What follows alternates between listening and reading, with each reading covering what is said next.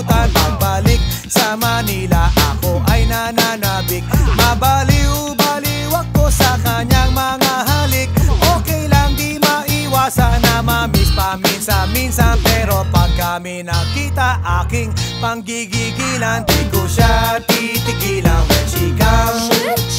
Di ko siya titigilan when she comes. Di ko siya titigilan, di ko siya titigilan, di ko siya titigilan when she comes. Kay ganda ng aming samahan at walang nanlalamig. Mas pa sa mag-asawa